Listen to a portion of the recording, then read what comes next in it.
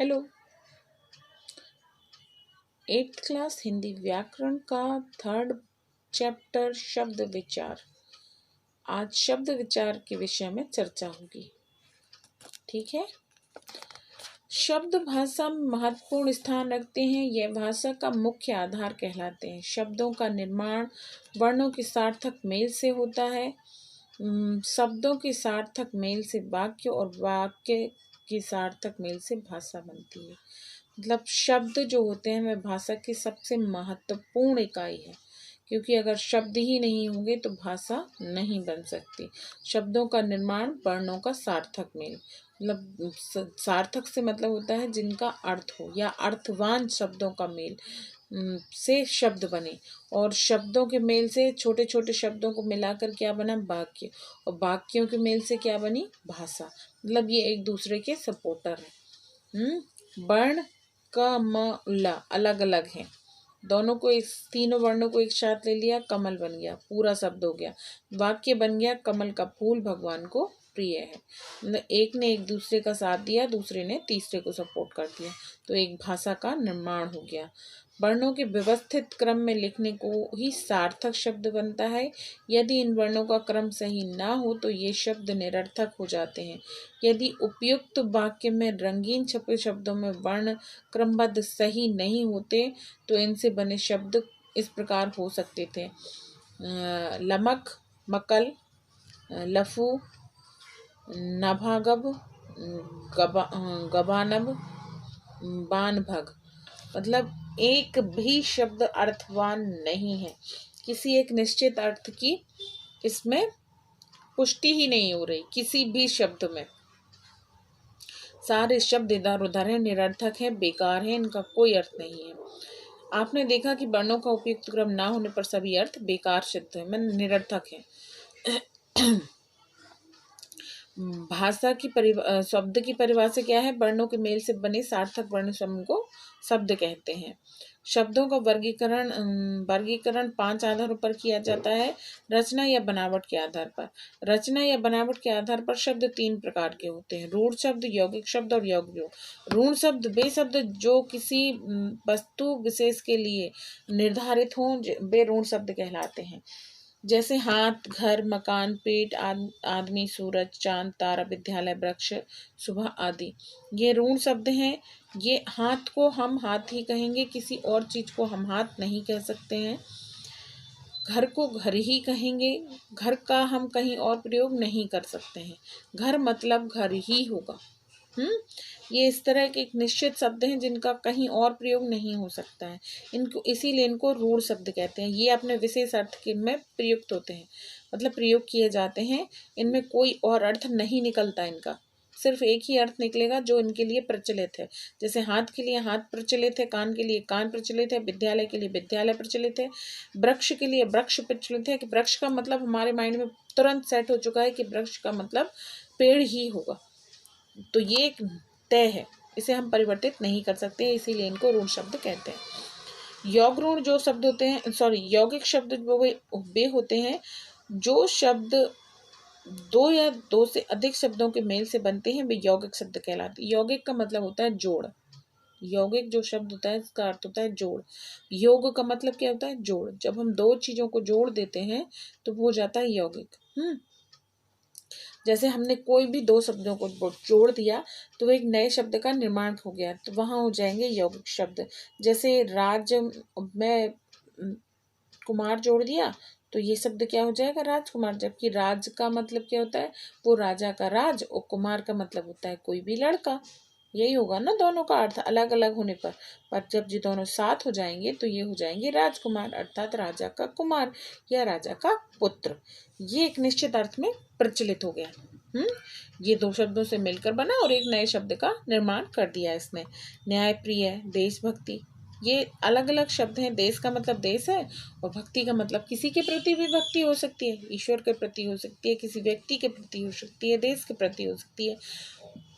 पर जब ये शब्द देश के साथ मिल गया तो ये देश के लिए भक्ति हो गई। ये 2 शब्द मिले आपस में और उन्होंने एक निश्चित अर्थ वाले एक शब्द का निर्माण कर दिया, तो ये हो गए यौगिक शब्द। अब देख लेते हैं योग ऋण शब्द। योग ऋण शब्द जो शब्द दो या दो से अधिक शब्दों के मेल से बनते हैं और किसी विशेष अर्थ में प्रयुक्त किए जाते हैं, वे योग ऋण शब्द कहलाते हैं। मतलब दो शब्दों के अर्थ से बने हैं, दो शब्दों के योग से बने हैं, पर अर्थ किसी तीसरे का बताएंगे। दो या दो से अधिक शब्दों के मेल से बनते हैं पर किसी विशेष अर्थ में प्रयुक्त होते हैं, उनको बोलते हैं योग ऋण शब्द।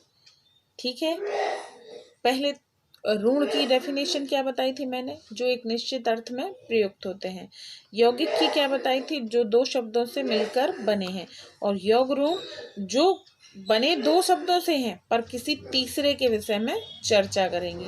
जैसे लंबोदर, तो यहाँ पर हम लंबोदर को जब तोड़ेंगे तो कैसे तोड़ेंगे उसका, ये आगे पढ़ाऊंगी। ये समास का उदाहरण है, बहुब्रीहि समास का उदाहरण है। जब हम किसी योग ऋण के जितने भी शब्द हैं वो सारे के सारे बहुब्रीहि समास के उदाहरण हैं। जैसे लंबोदर मैंने बोला, तो लंबोदर को जब हम तोड़ते हैं तो क्या बनेगा, लंबा है उदर जिसका। ठीक है, लंबा है उदर जिसका, तो लंबा उदर किसका है, बहुत से लोगों का हो सकता है, किसी का भी हो सकता है, पर यहाँ पर लंबा है उदर इसका, लंबोदर अर्थात भगवान गणेश। तो ये क्या हुआ, निश्चित अर्थ में प्रयुक्त हो रहा है, किसी तीसरे के बारे में बता रहा है और सिर्फ उसी तीसरे के बारे में बताएगा, किसी और के बारे में नहीं बताएगा। जैसे आप देख लीजिए पीताम्बर, तो पीताम्बर का अर्थ क्या हुआ, पीताम्बर को जब हम तोड़ेंगे तो उसका हो जाएगा पीला है अंबर जिसका, अर्थात जिसके पीले वस्त्र हैं। अंबर मतलब वस्त्र भी होता है और आकाश भी होता है। तो यहाँ पर हमने जब उसको तोड़ा तो क्या निकला, पीला है अंबर जिसका।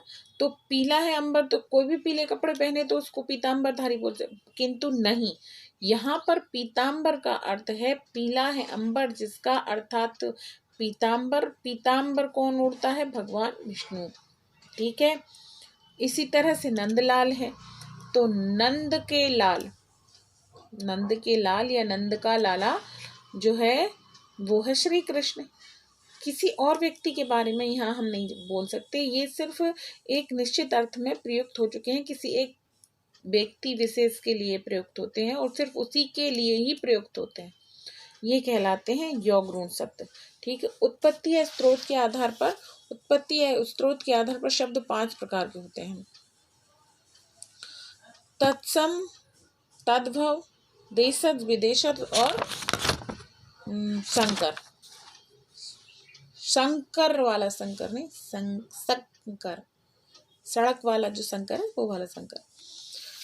इसमें देखते हैं तत्सम शब्द वो है जो ज्यों के त्यों संस्कृत से आए और हिंदी भाषा में प्रयोग रहे हैं, इनमें किसी तरह का कोई परिवर्तन नहीं हुआ है, तो वो कहलाते हैं तत्सम। मतलब सीधे आए, तत् मतलब उसके साथ, तत् सम शब्द तत् प्लस सम शब्दों के मेल से बना है। संस्कृत भाषा के जो शब्द मूल रूप में हिंदी में प्रयोग किए जाते हैं वे कहलाते हैं तत्सम, जैसे आए थे वैसे ही प्रयोग हो रहे हैं। जैसे दुग्ध, गृध, अग्नि, मयूर, निंद्रा, रात्रि, ये सब संस्कृत के शब्द हैं और ये हिंदी भाषा में ज्यों के त्यों प्रयोग हो रहे हैं, इनमें कोई परिवर्तन नहीं किया गया है। दूसरा देखें तद्भव शब्द। तद्भव शब्द का अर्थ होता है तो शब्द संस्कृत के, पर हिंदी में आकर इनका रूप कुछ बिगड़ गया है, तो वह कहलाते हैं तत्सम शब्द, सॉरी तद्भव शब्द। तत्सम में ज्यों के त्यों संस्कृत के प्रयोग हो रहे हैं, इनमें कोई परिवर्तन नहीं हुआ है। तद्भव में इनका परिवर्तन मतलब धीरे धीरे बिगड़ता गया है, संस्कृत के शब्द होकर भी इन्होंने अपना जो मूल स्वरूप है त्याग दिया है और नए स्वरूप में आने पर ये तद्भव शब्द बन गए। जैसे दूध, घी, आग, मोर, नींद, रात। ऊपर मैंने बताया था दुग्ध का संस्कृत में दुग्ध मतलब दूध होता है, वो धीरे धीरे दुग्ध का गा चला गया और अकेले दूध रह गया। घृत का घी, रा में घा में रे रोता लोप हो गया, बड़ी की मात्रा ने उसका स्थान ले लिया, वो घी हो गया। इसी तरह हम अपनी सुविधा के लिए शब्दों में जो हेर फेर करते हैं वह जाके तत्सम से तद्भव बन जाते हैं। ठीक है, आगे हम देखते हैं देशज शब्द। क्षेत्रीय बोली के प्रभाव से हिंदी में प्रयुक्त किए जाने वाले शब्द देशज शब्द कहलाते हैं। कुछ देशज शब्द जैसे थैला, पगड़ी, खाट, झुग्गी, खिड़की, धोती, खुरपा, चुन्नी, रोड़ा, खिचड़ी, रोटी, लोटा, झोला, थप्पड़, झाड़ू, डिबिया आदि ये शब्द ज्यों के त्यों हिंदी भाषा में प्रयोग हो रहे हैं और ये देसी भाषाओं से आए हैं। जो हमारी आसपास की बोलियां हैं उनसे ये शब्द आए हैं और हम इनको हिंदी भाषा में प्रयुक्त करते हैं। विदेशी भारत में समय समय पर विभिन्न विदेशी लोग आए और अपने साथ अपनी देश की भाषा भी लाए। विदेशी लोगों के प्रभाव से हिंदी के शब्द भंडार में अनेक विदेशी शब्दों की बढ़ोतरी हो गई तथा उनका प्रयोग पूर्ण रूप से किया जाने लगा। ऐसे शब्द जो विदेशी भाषाओं के लिए गए हैं विदेशी शब्द कहलाते हैं। इन्हें आगत शब्द भी कहा जाता है। विदेशी शब्दों को आगत शब्द भी कहा जाता है। आगत कहने का तात्पर्य है कि हमारे नहीं है, बाहर से आए हैं, हमने तो इन्हें सिर्फ एक्सेप्ट किया है, तो ये विदेशी के हम अपनी सुविधा के लिए इन्हें आगत शब्द भी कह देते हैं। आगत शब्द कहने का तात्पर्य यही है कि बाहर से आए हैं और ये हम हमारी हिंदी का एक हिस्सा बन चुके हैं। जैसे अंग्रेजी के कई शब्दों को हम बिना रोक टोक प्रयोग करते हैं। उनमें शब्द बहुत से जैसे कंप्यूटर, डॉक्टर, टिकट, पेंसिल, ये शब्द सारे अंग्रेजी के हैं और हम समझते हैं कि ये हिंदी भाषा के ही हैं। ऐसा अरबी भाषा के भी हैं। इनाम, पर्दा, जहाज, तारीख, ताकत, कीमत, इलाज, ये सब अरबी भाषा के शब्द हैं पर हम इन्हें हिंदी का ही समझकर प्रयोग करते हैं। ऐसे अरबी के, फारसी के हैं, तुर्की के हैं, पुर्तगाली के हैं, फ्रांसीसी के, मतलब जितने भी लोगों ने भारत पर आक्रमण किया या भारत में रहने के लिए आए उन्होंने अपनी भाषा का प्रभाव हमारी भाषा पर छोड़ा और आज हम उन्हें अपनी ही भाषा समझकर प्रयोग करते हैं। अब देख लेते हैं सकर शब्द। इसको इस तरह से देख लीजिए कि जो शब्द दो भाषाओं के मेल से बनते हैं उनको संकर शब्द कहते हैं। मतलब आधा शब्द हिंदी का ले लीजिए या आधा शब्द संस्कृत का ले लीजिए या आधा शब्द फारसी का ले लीजिए और आधा शब्द किसी और भाषा का ले लीजिए। इन दोनों को जब हम मिला देते हैं तो ये एक नए शब्द का निर्माण कर देंगे और इनको हम बोलेंगे संकर शब्द। जैसे कि पान ले लिया हिंदी का और दान ले लिया फारसी का, दोनों को मिला के हो गया पानदान। घड़ी ले लिया हिंदी का, साज ले लिया अरबी का, हो गया घड़ी साज। सील ले लिया अंग्रेजी की और बंद ले लिया फारसी का, हो गया सील बंद। इसी तरह से बहुत सारे शब्द होते हैं जो दो भाषाओं से मिलकर बने हैं, उनको हम बोलते हैं संकर शब्द। अर्थ के आधार पर शब्द 6 प्रकार के होते हैं। एकार्थी, इनमें सिर्फ एक ही अर्थ निकलता है। जैसे मित्र, घर, घोड़ा, जैसे रूढ़ शब्द होते हैं इनका एक ही अर्थ होता है, ऐसे एकार्थी भी होते हैं। दूसरा होता है पर्यायवाची, इनमें समान अर्थ वाले बहुत सारे शब्द होते हैं। जैसे हवा के लिए हम बोलते हैं पवन भी बोलते हैं, वायु भी बोलते हैं, समीर भी, अनिल भी, ये सब हवा के पर्यायवाची हैं। धरती के भी हैं इसी तरह से, धरा, भूमि, वसुंधरा, वसुधा, भू, ये सब पर्यायवाची धरती के हैं। मतलब बहुत सारे शब्दों का एक शब्द के बहुत सारे समान अर्थ वाले शब्दों को पर्यायवाची बोलते हैं। विपरीतार्थक मतलब विलोम शब्द होता है एक दूसरे का अपोजिट, मतलब विलोम, विपरीतार्थक विपरीत अर्थ देते हैं। जैसे सुख का दुख है, आशा का निराशा है, विष का अमृत है, वरदान का अभिशाप है। एकार्थी अनेकार्थी क्या हो, जो बहुत सारे अर्थ देते हैं। जैसे पत्र को, अब हमने बोला पत्र, तो पत्र का अर्थ पत्ता भी है और पत्र का अर्थ चिट्ठी भी है। अर्थ, जैसे मान लीजिए मैंने अर्थ बोला कि अर्थ, तो अर्थ का मतलब प्रयोजन भी है, धन भी है और अभिप्राय भी है। बात सिर्फ मैंने अर्थ बोली थी, हम वो हमारे वाक्य पर निर्भर करता है कि हम उसको किस तरह से प्रयोग करते हैं। दूसरा अनेकार्थक शब्द है, तो अनेकार्थक शब्द जो होगा वो बहुत सारे अर्थ देंगे। अनेक शब्दों के लिए एक ही अर्थ प्रयुक्त होता है। जैसे जो कभी न मरे के लिए हम इतना बड़ा सेंटेंस नहीं बोलेंगे कि जो कभी न मरे, सीधा सा बोल देंगे अमर। माह में एक बार होने वाले को पूरा इतना सेंटेंस नहीं बोलेंगे कि माह में एक बार, बोल देंगे मासिक। मासिक परीक्षा हो रही है, अर्धमासिक मतलब 6 माह में परीक्षा 6 माह की होने वाली परीक्षा ना बोलकर हम बोल देंगे अर्धवार्षिक या 6 माही।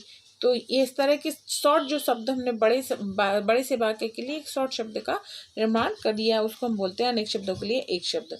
अब श्रुति सम भिन्नार्थक शब्द होते हैं, ये छोटी सी, या तो हमारे बोलने के कारण ले लीजिए या हमारे सुनने के कारण, ऐसे शब्द जो सुनने में एक जैसे प्रतीत होते हैं किंतु वर्तनी मतलब लिखने में थोड़ा सा अंतर होता है, इनको बोलते हैं हम श्रुति सम भिन्नार्थक शब्द। मतलब सुनने में और बोलने में थोड़ा सा जो अंतर होता है उसको ही हम बोलते हैं श्रुति सम भिन्नार्थक शब्द। इन शब्दों में जैसे मैंने बोला दिन, तो दिन का हो गया दिवस। अब मैंने बोला दीन, तो दीन का हो गया दरिद्र। मतलब सिर्फ मात्राओं में डिफरेंस आया और अर्थ परिवर्तित हो गया। जैसे अवधि, तो अवधि एक भाषा है और अवधि अवधि एक समय सीमा है। ठीक है। अब प्रकार के आधार पर व्याकरणिक प्रकार के आधार पर दो प्रकार के शब्द होते हैं, विकारी शब्द और अविकारी शब्द। विकारी शब्द का अर्थ होता है परिवर्तन। जो शब्द लिंग वचन कारक काल आदि के प्रभाव से बदल जाते हैं वे विकारी शब्द कहलाते हैं। ये 4 प्रकार के होते हैं।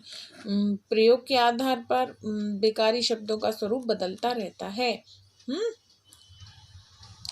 संज्ञा, विशेषण, सर्वनाम, क्रिया, इनके आधार पर शब्दों में परिवर्तन होता है।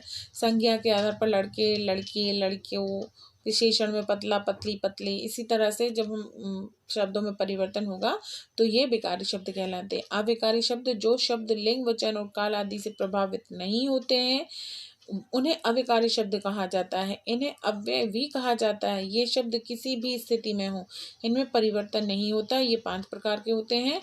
क्रिया विशेषण, संबंध बोधक, समुच्चय बोधक, विस्मयादि बोधक, निपात।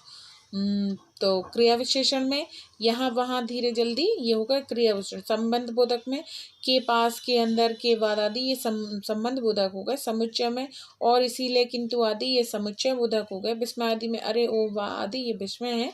तो ये सारे अविकारी शब्द के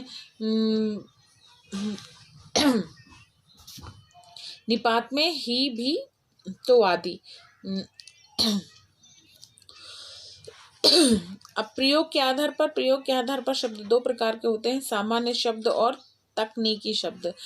सामान्य शब्द वे शब्द जिनको हम अपनी दैनिक जीवन में आम बोलचाल के लिए प्रयोग में लाते हैं, वे उन्हें सामान्य शब्द कहते हैं।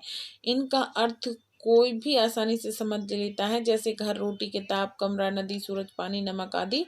और तकनीकी शब्द वे शब्द हैं जिनका संबंध विभिन्न विषयों, व्यवसायों, विज्ञान आदि में होता है, वे तकनीकी शब्द कहलाते हैं। उदाहरण, कंप्यूटर, नेट, फैक्स, मुकदमा, अपील, केस, घर्षण, घनत्व, रसायन, सचिव, घनिष्ठ, वरिष्ठ आदि। ओके।